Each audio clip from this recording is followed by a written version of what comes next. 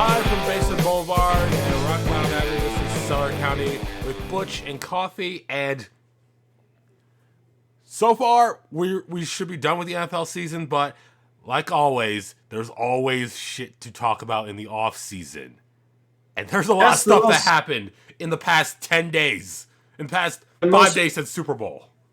The most Premier League in America is still the media darling. And whether it's dealing with the Super Bowl champs or drama in Houston, we just can't escape its clutches, unfortunately.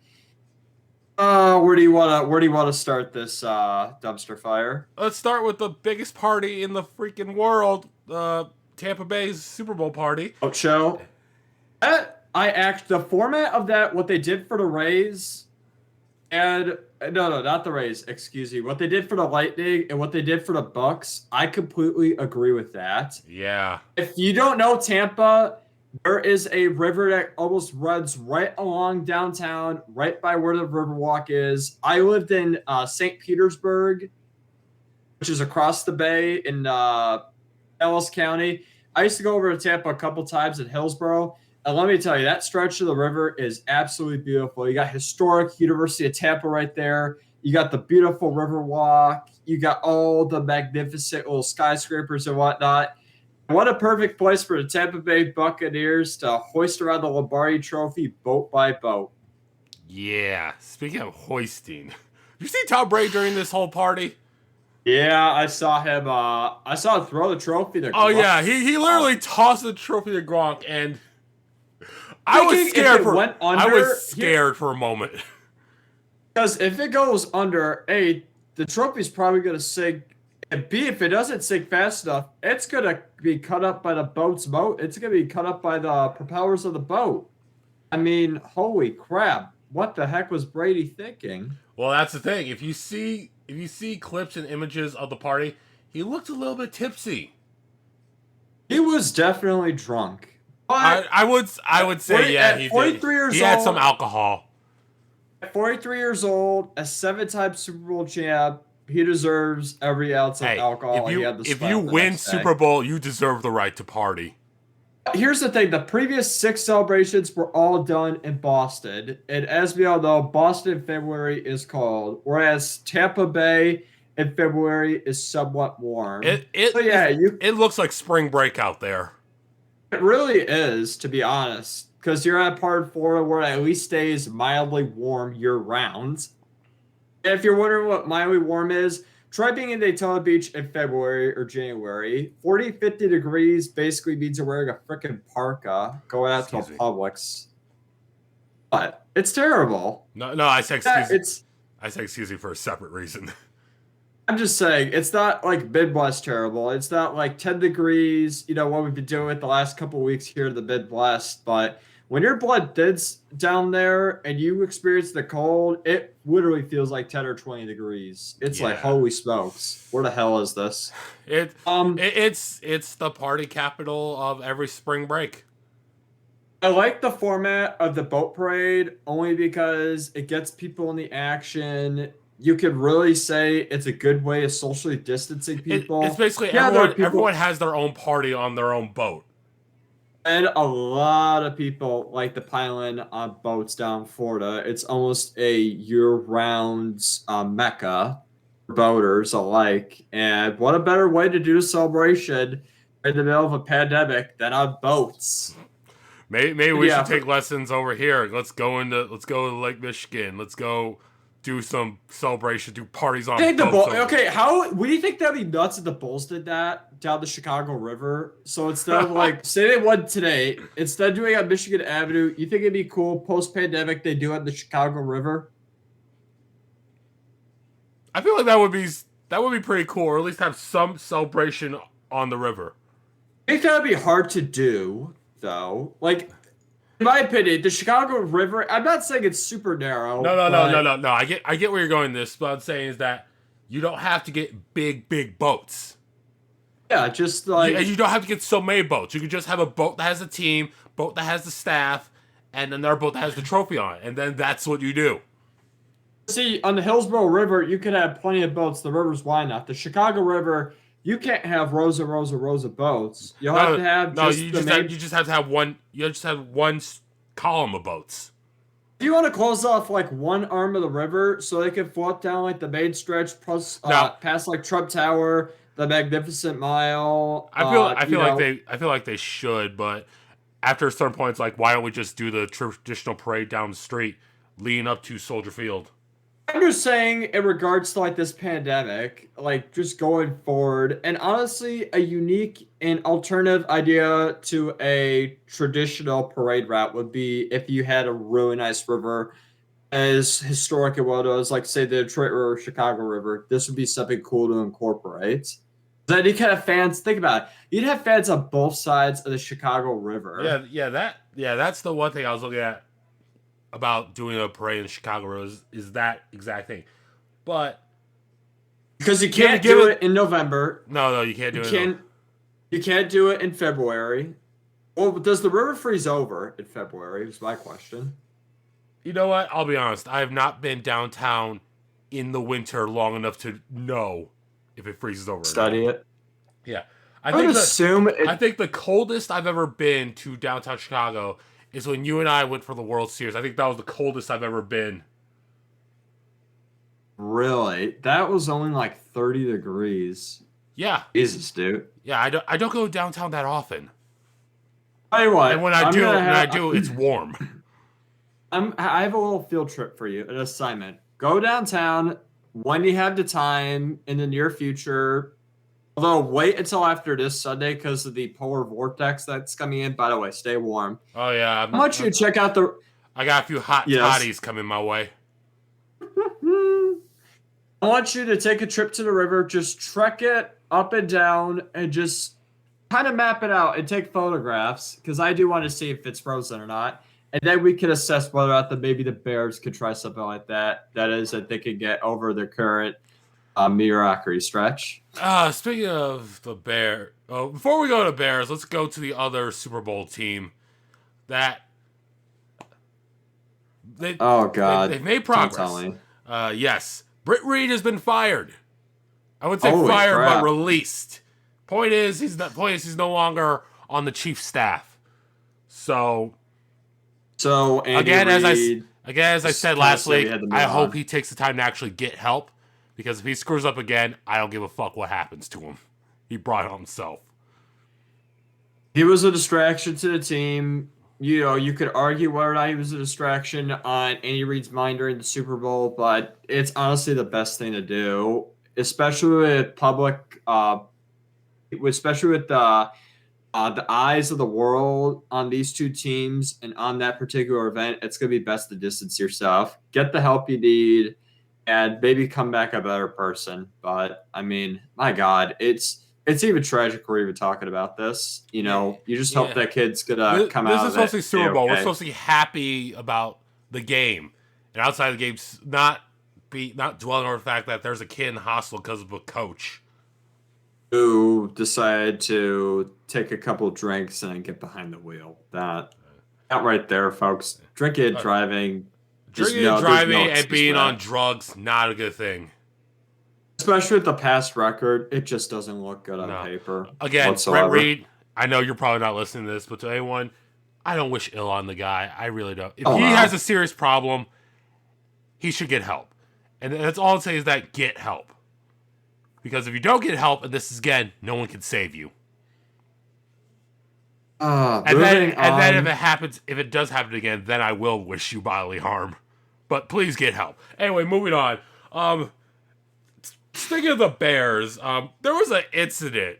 I wouldn't say it's like a full-blown incident, but let's just say this is a case of someone taking something someone said and completely twisting the context. So I have the tweet right here. Okay.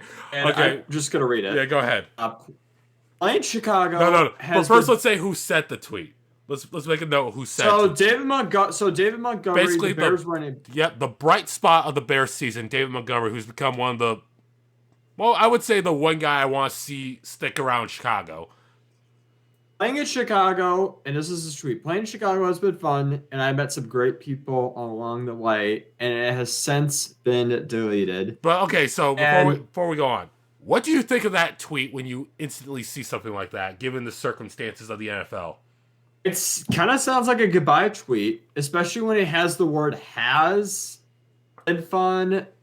That definitely has the vibes of kind of like a Yeah. hey, And it's been all good, but gotta hit the old dusty trail. I need to go to greener pastures. And yet I think everyone in Chicago and a majority of the NFL both came to the same conclusion that he's being traded. he's leaving.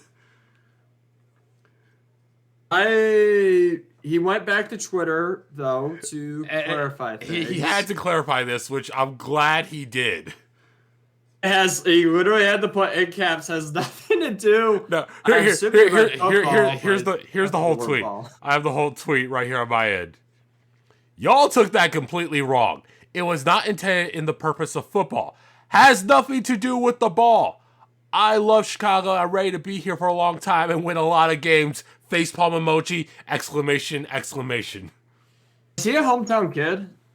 Let's see here. I'm gonna find out where. I know he went to Iowa. Yeah. He was a Cyclone.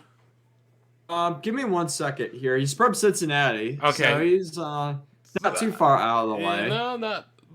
Still, the point is, this was something he didn't mean for it to be taken as the fact that he wanted to be traded, but that's the decision everyone came to. But I also got to put some blame on Sir David over here. You have to be very careful with how you word tweets nowadays. And it's not just the NFL. Everyone has to be careful with how you word your tweets. It just makes it worse they had to take it down. That's the part that makes it even more controversial. Okay. Once you take the tweet down, it's not like he tried to edit it. He had to. You tried to pretend that it doesn't exist. Okay. Here's snapshots. Here's a question for you. If you would have tagged that tweet, if you would have did the whole Chicago tweet with a photo of Chicago, would that have been even more suspicious? Yes. If we learned anything from this week with the whole Gina Carano incident, it's please keep in mind on what you're saying. And if you have something like that to say, just don't say it at all. Compared to the other incident, this one was completely innocent. It's more innocent. It was us taking it the wrong way. Mm-hmm. It's not like he was implying something horrible. He just wants to say I like Chicago. I have a lot of good friends here. But to my friend Coffee, it literally gave him a near heart attack. I would say it gave me a heart attack because I actually came into this late. Because I was actually at work when I saw the thing blow up. When I was at work reading my news and it said David Montgomery covers tweet. I can't talk right now. David Montgomery deletes tweet and clarifies it. And I read the whole story and I thought, okay, when I read it, I thought, it sounded like a trade thing. Again, this is why I'm putting some of the blame on him, because it completely does sound like you're going to be traded, you're ready to leave, you're saying your goodbyes. Let's just take this with a grain of salt, and let's just be sure that everything we post on social media is at least double checked, and we at least know what the tweet is going to mean, and not to be interpreted as something else, like in this instance.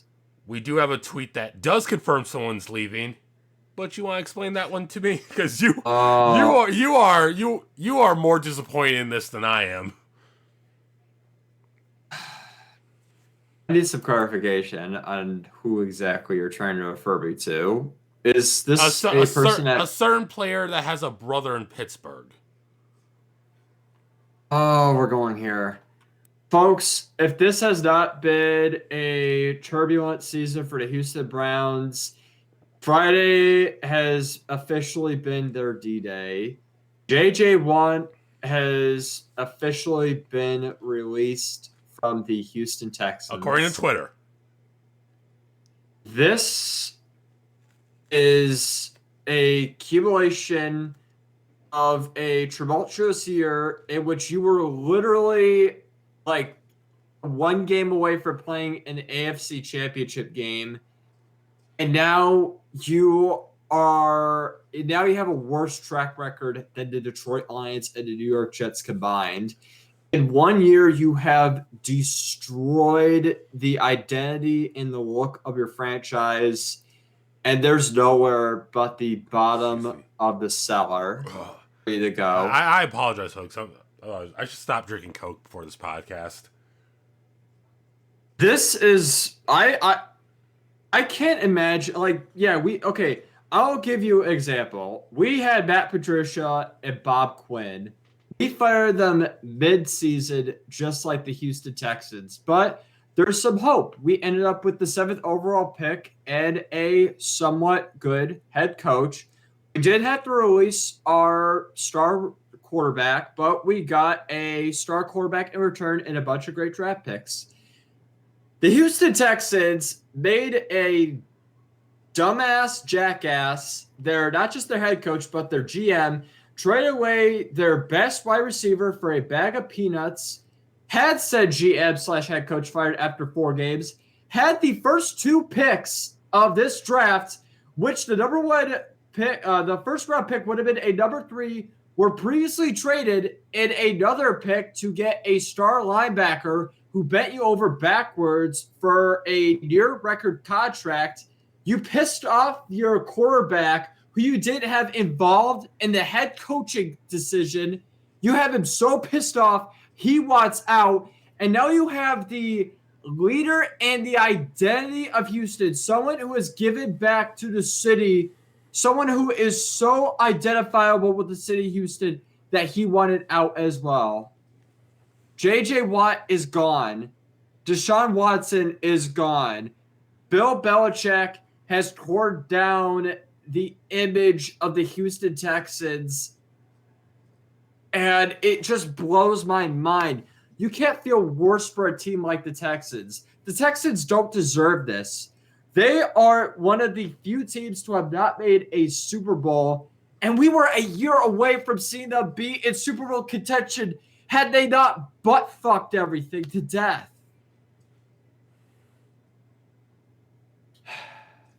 Yeah, you are very, JJ, you are very disappointed in the events that happened. After Hurricane Harvey, what J.J. Watt did to the city of Houston, you can't ask for a more generous and a more outgiving and outgoing athlete. Someone that is literally so committed to the city's well-being. And someone that is so generally liked by opponents and his teammates. And you could see this from a mile away. Just how his relationship with Bill O'Brien just deteriorated over the course of a year. And then you saw it with Deshaun and him not being involved in the head. When you don't involve your star quarterback with the head coaching search, you know the cracks are showing. And yes, we could talk about the McNair family. The prisoners are running in the asylum. Definitely did not go over well during the 2017 season with the whole protest regarding the national anthem controversy. This has just been kind of like a domino effect ever since that horrific collapse against the Chiefs last year in the AFC playoff game. It just blows my mind to see a team collapse this badly, and there's nowhere to go but down because you have no future. You're not going to get a good draft pick. You're not going to get a good draft out this year because you traded away all your draft picks. Yeah, that's what I was about to say is that you could. Who's your quarterback? Who's your quarterback going to be? And you basically lost your best defensive player. Lost your 2 best players. Yeah, I don't know how this is going to turn out. In fact, JJ, if you release him, I don't know if you're going to be able to get anything in return for him. Am I not wrong? Like, what is this team thinking?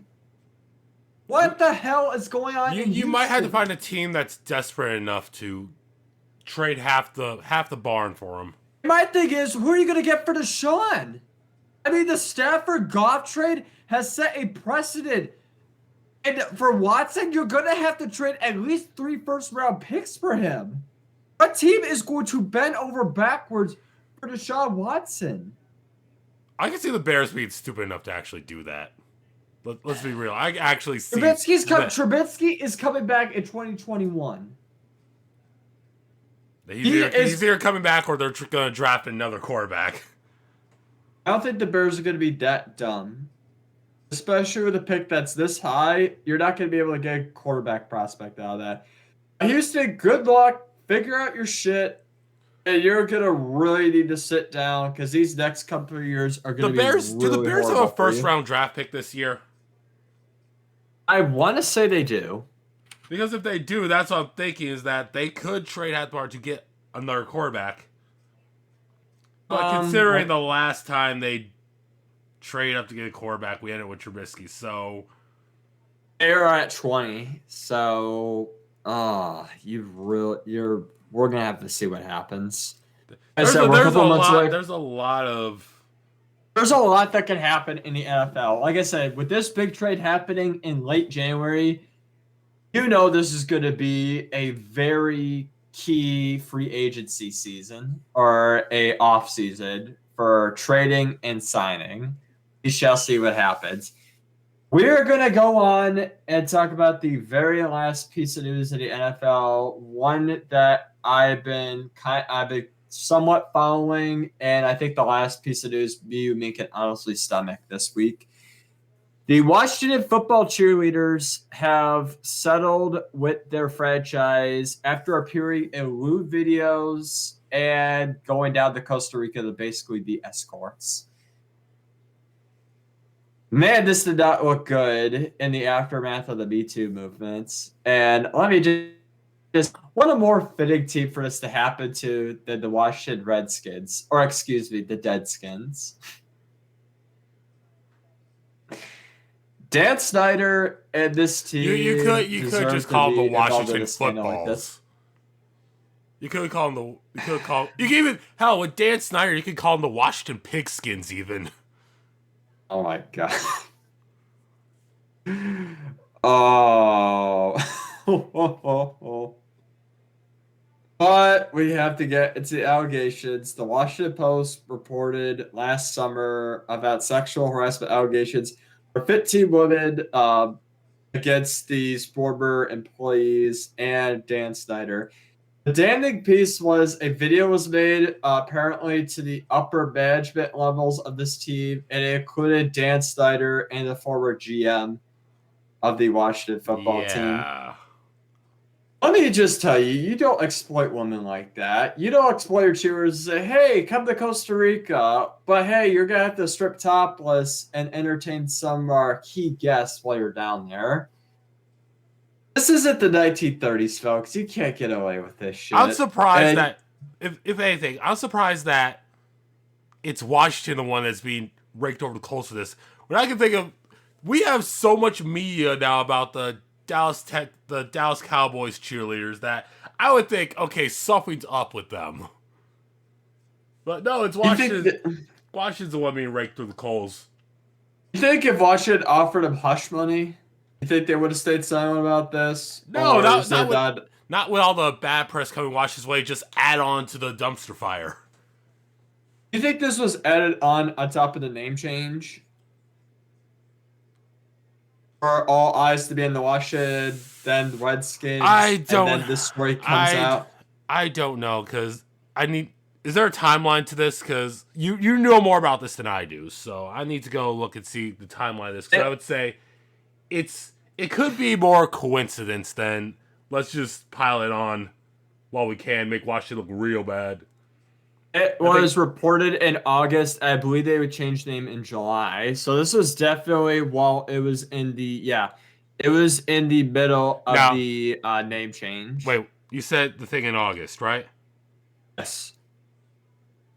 And the name change came in late July. It came in mid to late July. You think there was something possibly could have been filed before August, or is August just the first report we have?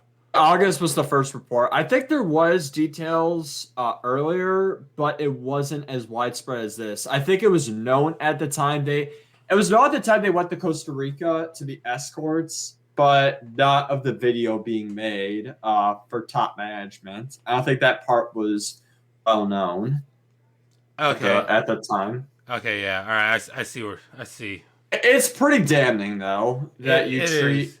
It is. And Washington is Washington can't get away from bad news. They just cannot. Like I said, the shithole of America. When you really think about it. You literally can't drain this swamp of all the bad press it gets. Okay, okay. In terms of football, yes, I can think of other shitholes in America, but let's just keep it to football, and let's bury football. Let's stop football. No more NFL news for the rest of the podcast, and hopefully for the rest of the till off season until April when the draft comes up. No more NFL news. Unless we have like this big breaking story about we finally figured out where J.J. Watt is going to, where Russell Wilson might end up, and we're just trying to watch about it. Then we'll cover the NFL. Or Deshaun, which is probably only going to last about a week, knowing how fast the NFL moves. So yeah, maybe next week you'll get more NFL news. But for now, we go from football to NASCAR. Daytona 500 is this weekend. You stay in the state, jump over on the 4, drive across, and boom, baby, NASCAR season is back upon us. Guess what? We're going to have lots of fans. We're going to have all new drivers and new teams. To be honest, I'm kind of excited for the Daytona 500. I actually am looking forward to this Daytona 500. What do you see happening? I had stuff before and I lost it. You know, my big thing is this is definitely one of the premier racing events you want to attend. I attended the 60th Friday back in 2018. It's really unlike anything I've ever been to. I know with Corona, it's definitely going to be a little bit weird with the reduced capacity and whatnot, but just the fact that you even have fans in attendance at this day and age is just a miracle. Before we move on to other things NASCAR, I do want to say that we did the Busch Clash already, and the Gatorade, the former Gatorade duels. They're now the Blue Green Vacations duels. That's a stupid name, folks. That's really stupid. All right, so we had Kyle Busch, ironically, winning the Busch Clash, which was actually on the road course. Let's remember that. It was on the road course. Mm-hmm. On the inside part. Okay. Yes. No, I know what you're referring to. Yes. As the duels were taking place on the main course, and that was won. The first one was won by Eric Almirola, and the second one by Austin Dillon. As we get to the Daytona 500, though, just as a note, that we have Alex Bowman on pole. Ooh. All right, that's definitely gonna be a. I was about to say prior to the Gatorade duels, we have Bubba Wallace in fourth. I think Bubba Wallace would be a cool story for him. He'd be a cool story, but I'm gonna be very honest. He's not winning Daytona. No, I would say if he could win one race this year or finish in the top 5 at one, that's an achievement. But he's not winning Daytona.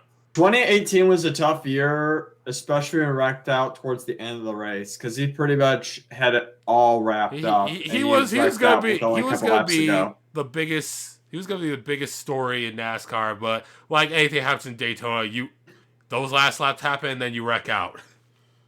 It was a bit heartbreaking to see. But the same race that Danica wrecked out to end her career, that was a very fitting tribute. But what I was going to say is that's what happens at these super speedways is that at the last laps, you always wreck. You always wreck. You're going to finish in the top 10 or you're going to wreck out. There's no in between.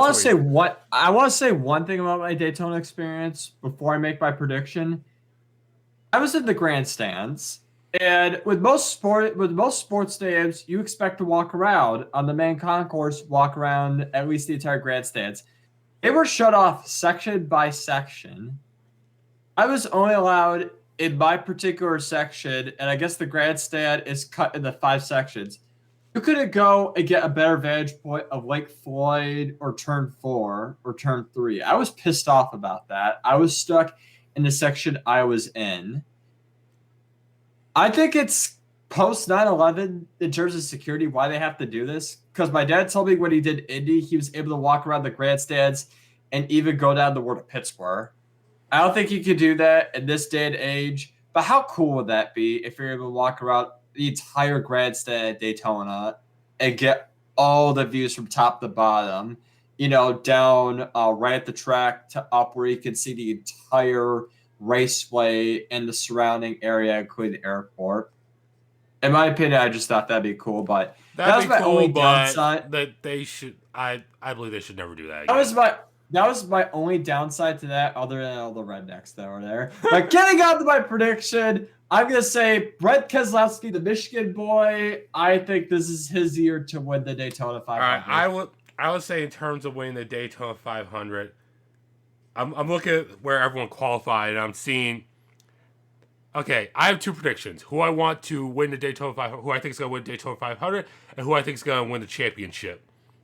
I was going to say originally that I thought Truex Jr. was going to win Daytona, but then I see where he's qualified. I'm like, okay, he can either snake his way up, or if he avoids the wrecks, all the wrecks, he'll be fine. As for winning the championship, I say this year going to be Harvick's year, or we have Chase Elliott going back to back. Damn. Oh, that's of course, they would have to make through the bullshit that is the NASCAR playoffs. And the NASCAR season as a whole. But at least we have the green flag for NASCAR, and it's going to be a long ways into November. Oh, God. You know what I really miss most about NASCAR? Tell me, tell me how much you miss this. Where you're going up, they're getting excited here. Boogie, boogie, boogie, let's go racing, boys. Tell me you missed that. I missed that so much. I kind of missed that. I missed that so much.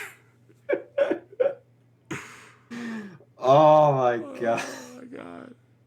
That made my night right there. I will say I will say that. I will literally say that at Daytona. If we go to a NASCAR race, you and me, I will say that every time the green flag drops. We'll have to do a pregame at Pictures, and then we'll go over to Daytona. How's that sound? That sounds great.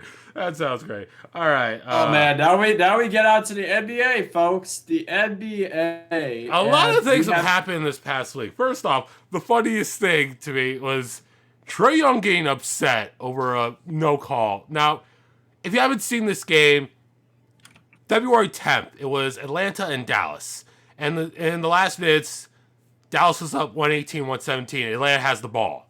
So I'm going to break down play by play. I'm going to be like Kenny Jet Smith and run up to I'm going to pull up my magic board and explain what happened here. I'm watching this. I'm trying to get to the moment. I'm trying to fast forward to the moment. Oh, don't worry about it. But folks, we are going to stay in Dallas for the other big piece. Before we go back to that, yeah, move over to Dallas while I get this clip up and running.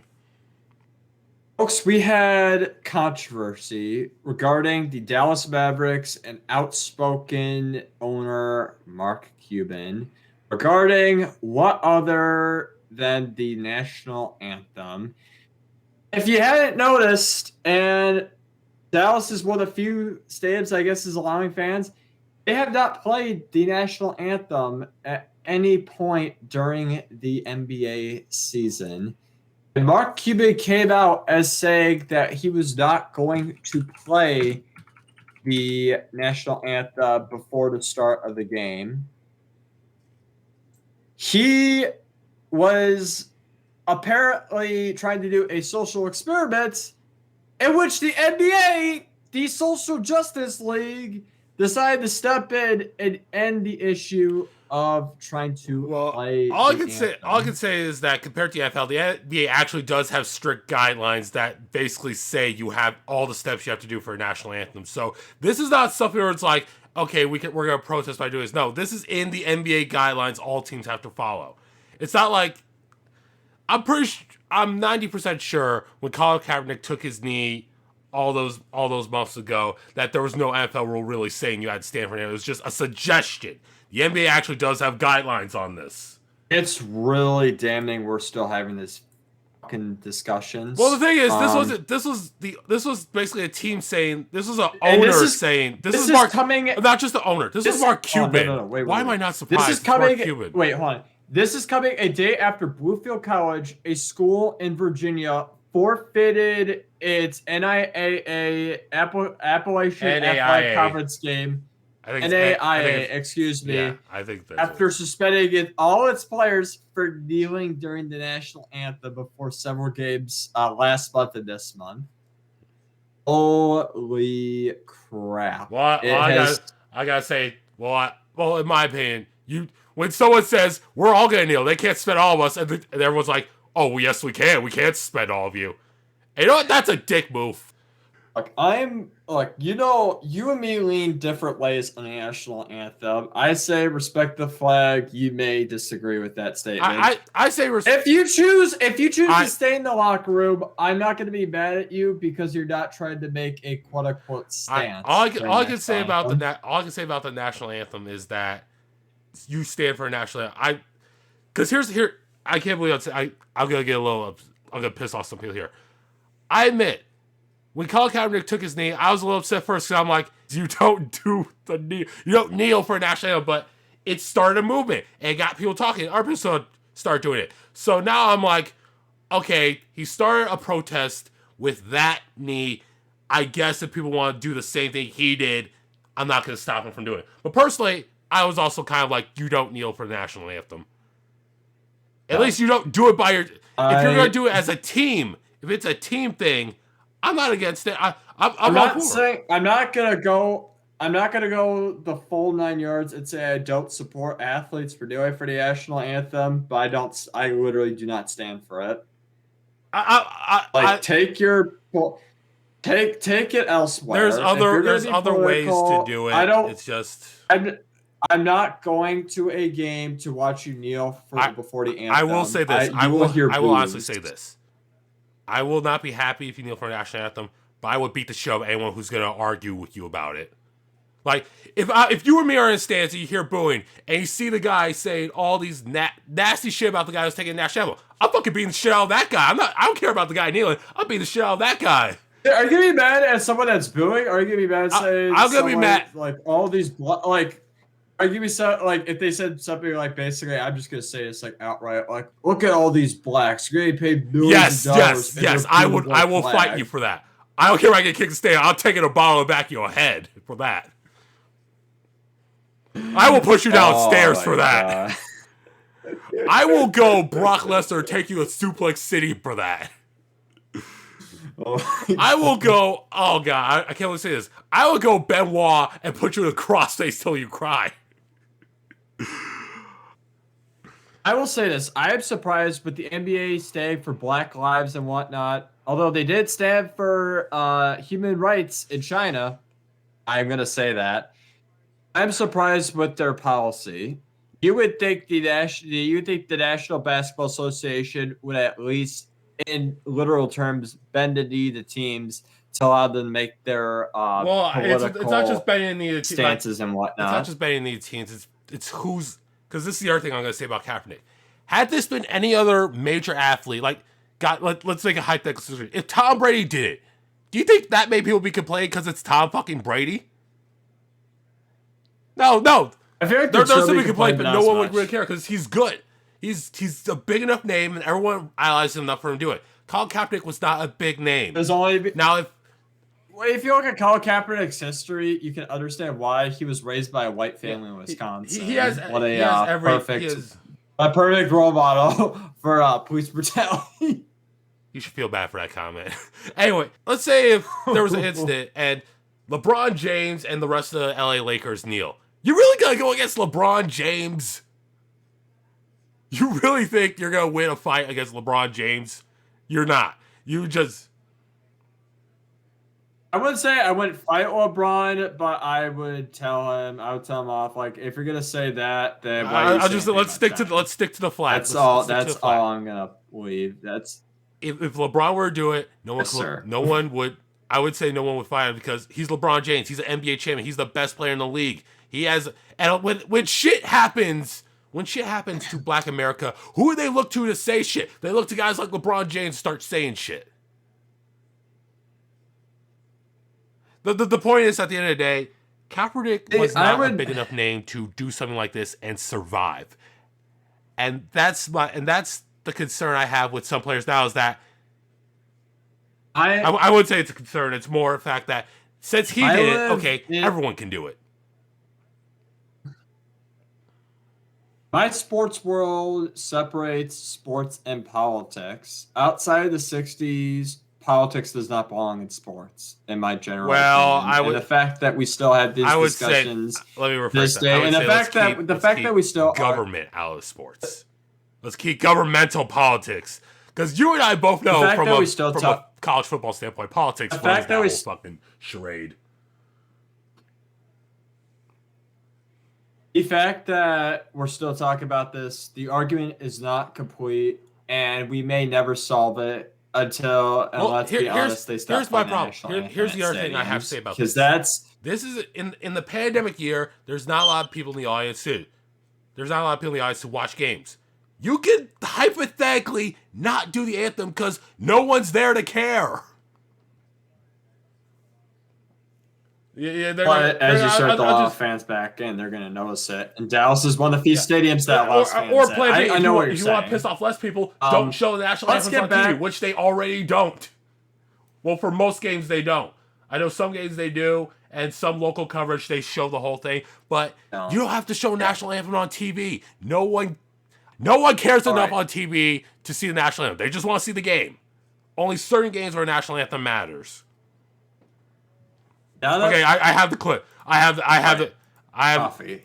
Now that we spent enough time, let's go back to this clip. Let's go back to this clip. We have your play-by-play. All right. So let's give it. All right. So let's talk about Trae Young gained salty. Let's start the clip. Let's start the clip up. So 4.7 seconds left down in the fourth quarter, and okay, so oh my god, it froze up. Okay, so Huter has the ball. I butchered. Huter has the ball. There's a screen. So it looks like Collins is getting a screen. He's getting a screen set by Young. He's definitely getting the screen set by Young. So as he does this, we have Cauley Stein blowing up the play. Like if you watch, the ball comes in. The ref hands the ball to Conte. And he goes, and he just I wouldn't say it's really blowing up. It's just more, he got bumped, and he went into the back of, I can't see his number here, but, okay, number 10. So he bumped into Finney Smith.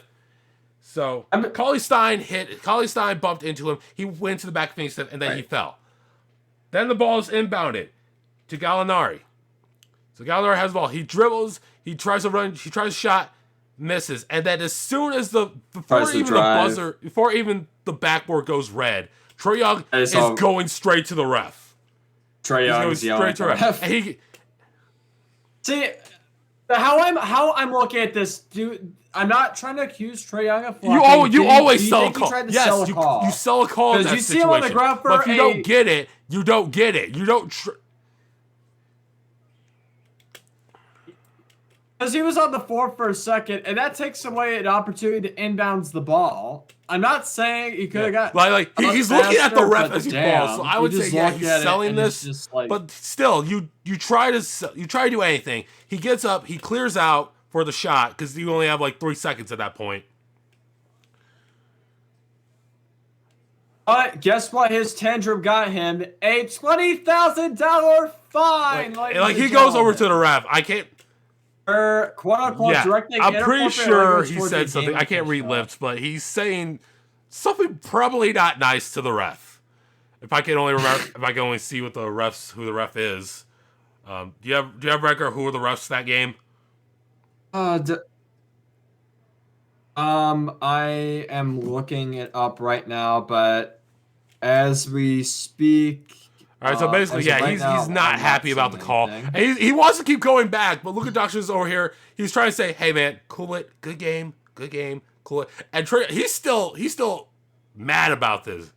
He's still livid. because You gotta love an opposing player that's willing he's trying to step de-escalate in the and try situation. to He's not pretty make sure the he's trying to say good altercation game any and trying to worse tell him, than it "Hey, already it's is. fine, man, it's fine, Yeah. it's fine." But yeah, as you can see, That is a model. That is a model. I would say the right point there. is if he That still is a stops model him, he athlete still that's stops willing to do that. Cauley Stein. He still stops him. So that leaves him open. That leaves a guy open, but he's going right into. See, now I wish I had like a whiteboard to show this out right now. So yeah. It leaves him space, but that's still a tight pass to get to. So yeah, he's still on the ground. That's one less guy up.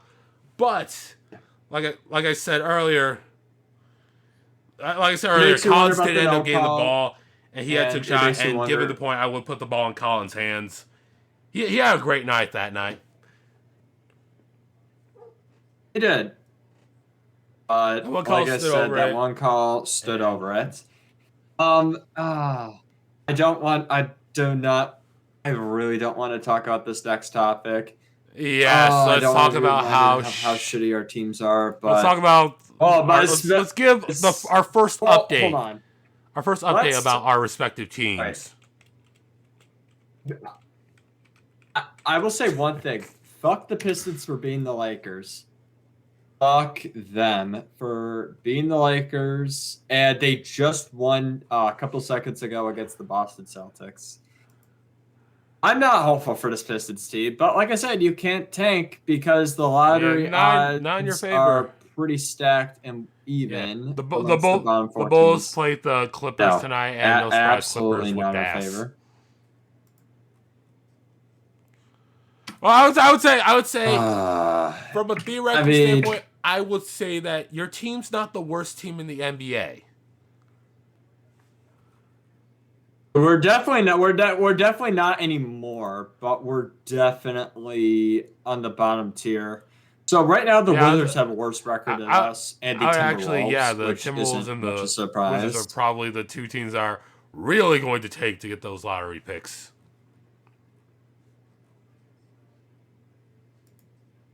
Like I said, I mean, going this season, we didn't have really much hope for the Pistons, but I didn't expect them to be bottom tier.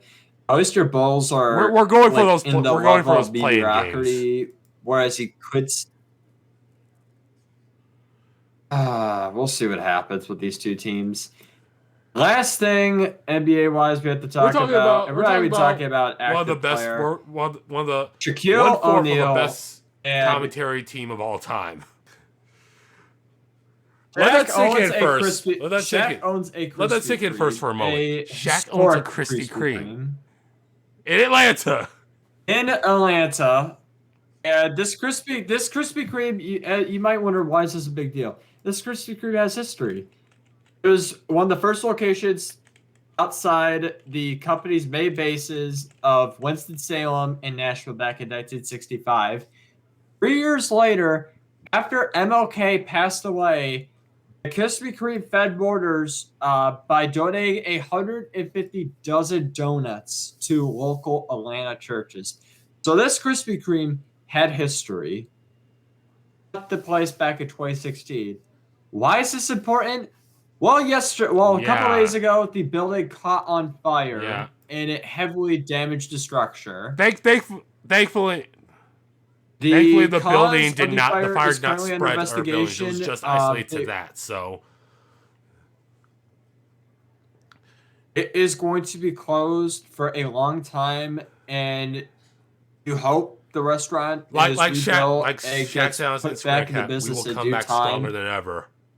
Amen to that. Now here's the question for you. I will. Do you think Chuck's mad that now he has to now pay for all his Krispy Kreme donuts now?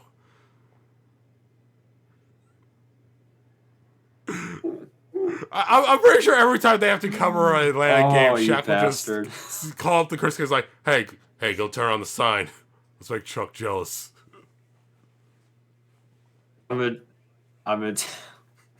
I'm in town. I need my donuts. Hey, Truck's in town. Truck's in town. Man, that'd be awesome. Why don't we give him as many donuts as he want and Krispy Kreme is one of the few places I could go. You took me to a Krispy Kreme when I went. The conveyor belt Detroit, they have at some of their locations. That had the conveyor belt with all the donuts and everything. I was so amazed at that. A lot of them, it depends on the location because of their franchised owned compared to franchise versus owner owned or whatever. There's a difference as to whether or not you can get a free donut when the red sign is on. But yes, I did take you to the infamous Krispy Kreme conveyor belt. Oh my god! The process of it is literally just beautiful. Like how Charles Barkley finally got churros when he tried it. I finally understand the obsession with Krispy Kreme. I finally got it at that moment. It's when you can find one with a conveyor belt, it's definitely worth stopping in just to even see it. Even if you're not hungry, you don't want to buy donuts. Like, it's fun. It's like being a little kid at the zoo. Is what it's like. Seeing those donuts go through the process, getting dunked, getting the glaze thrown on them, seeing all the mismatched ones being taken out, and getting a fresh one off the belt literally tastes like it melts. I swear from now on, if I ever go to Krispy Kreme has Korea belt, I'm gonna get a bunch of Krispy Kreme donuts. I'm also gonna go get a bunch of churros and start eating them like Charles does, and then I'm gonna down it all with a Diet Coke. This is Cellar County with Butch and Coffee. We'll see you guys next week. Take it easy, guys. Bye-bye.